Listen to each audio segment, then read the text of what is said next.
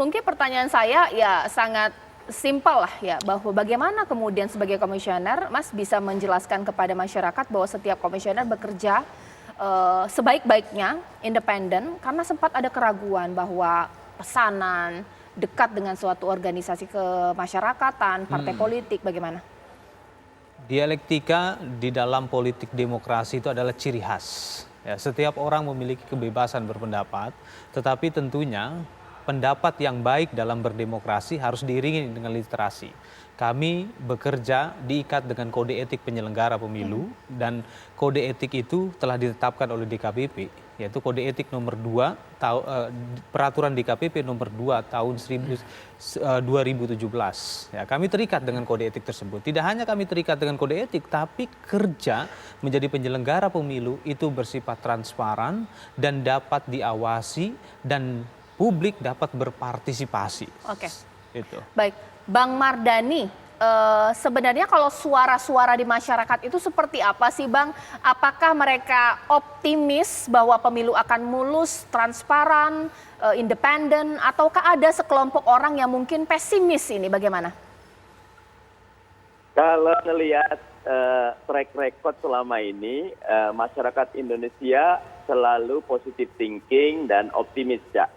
Tapi memang banyak digangguin sama elit yang buat saya keblinger dengan ide 3 periode, pakai big data segala macam. Akhirnya masyarakat jadi bertanya-tanya, ini serius nggak sih pemerintah gitu. Nah, mudah-mudahan dengan sudah dilantiknya komisioner KPU dan segera dilanjutkan dengan pembahasan tahapan pelaksanaan kampanye ataupun persiapan pemilu 2024, masyarakat kian optimis dan jangan ada lagi isu-isu yang kontraproduktif, begitu, Cak. Mungkin saya kembalikan hal ini kepada Mas Rifki ya, mengingat bahwa publik itu ada ketidakpercayaan bukan tanpa sebab. Justru elit dalam lingkaran istana sendiri yang kemudian menebar isu. Kalau tadi Bang Mardhani ada elit yang keblinger. Ini seperti apa? Bang Mardhani dalam konteks ini satu paham. Saya kalau di Komisi 2 tuh duduk sebelahan terus sama Bang Mardhani ini, sering diskusi. Dan pandangan-pandangan kami juga kami sampaikan kepada publik sejak awal. Saya bukan hanya bicara di sini, saya juga menulis di beberapa opini di media massa nasional terkemuka terkait dengan pentingnya konsistensi kita untuk melaksanakan pemilu tahun 2024. Sikap PDI Perjuangan dari awal jelas bahwa kami taat pada konstitusi, kami menginginkan rotasi kekuasaan pemilu yang rutin 5 tahun sekali, dan karena itu 2024 bagi kami tidak bisa diganggu gugat. Dan sikap itu disampaikan mulai dari Ibu Ketua Umum, Sekjen, Ibu Ketua DPP bidang politik, Mbak Puan Maharani dan seluruh elemen partai. Sehingga kalau memang ada di lingkar istana, kami juga ingin katakan bahwa Presiden harus berani bersikap tegas, memberikan perhatian kepada isu-isu demikian, agar image yang terbangun di publik tetap positif. Bahwa pemerintahan ini termasuk partai-partai pemerintah itu punya komitmen untuk melaksanakan tahapan dan pemilu serta pemilihan tahun 2024, Caca. Mas Idam, kemarin Presiden juga menegaskan harus benar gitu kerjanya. Masalah DPT juga, ini bagaimana? Ya, terkait dengan DPT, insya Allah kami akan bekerja secara profesional sehingga nanti DPT jauh lebih baik daripada pemilu-pemilu sebelumnya. Apalagi selama ini KPU periode 2017-2022 telah melakukan pemutahiran daftar pemilih berkelanjutan dan nanti data tersebut akan disinkronisasi dengan DP4 yang diberikan oleh Dirjen Kependudukan. Jadi insya Allah ke depan lebih baik lagi, ya, apalagi hari ini KPU Republik Indonesia sudah memiliki aplikasi yang dimana para pemilih publik dapat mengakses itu.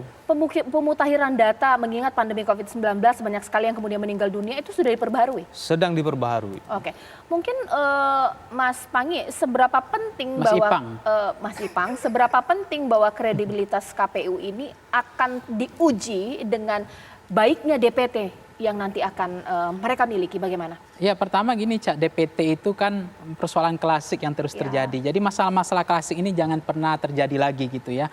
Karena kemampuan bagaimana komisioner yang baru ini mengatasi persoalan fundamental dari level hulu sampai level hilir yang pemilunya komplikasi. Tentu bagaimana mengatasi DPT, kemudian yang kemarin ada yang meninggal, kemudian pendistribusian surat suara.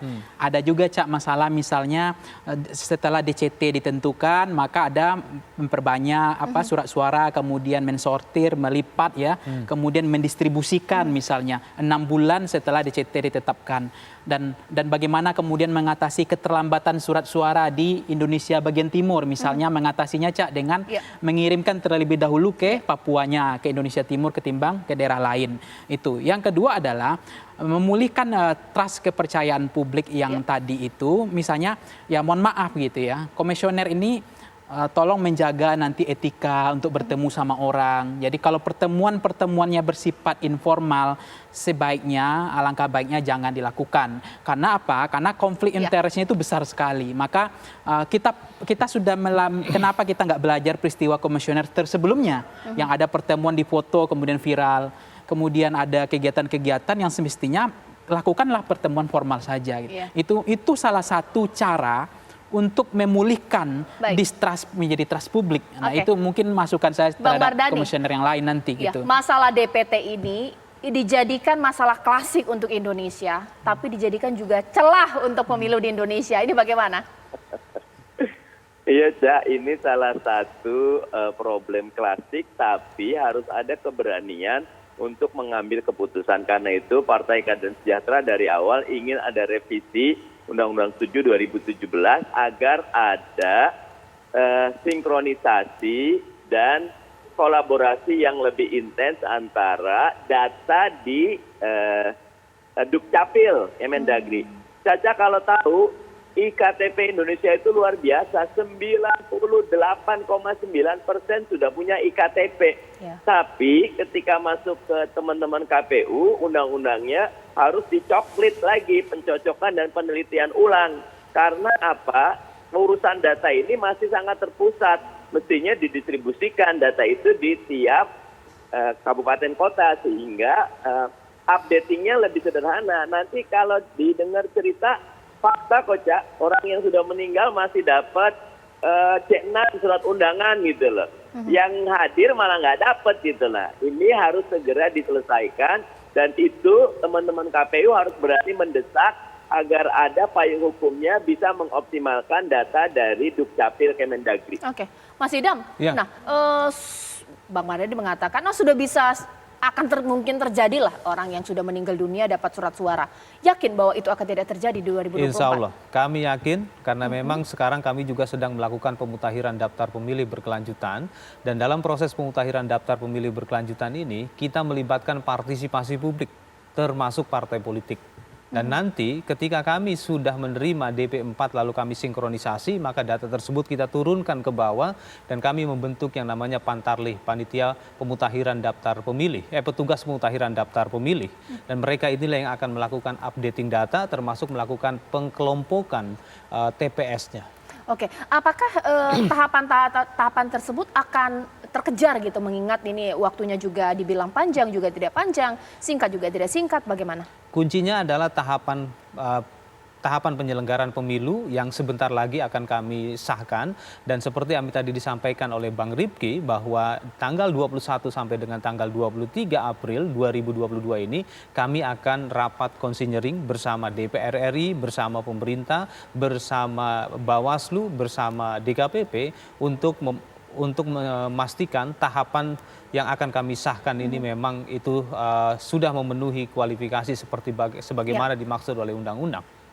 Baik, selain itu pemirsa bahwa pastinya KPU ini yang punya gawean, yang punya kerjaan, sudah mengatur sedemikian rupa tahapan-tahapan mereka bahkan dengan anggaran yang dibutuhkan.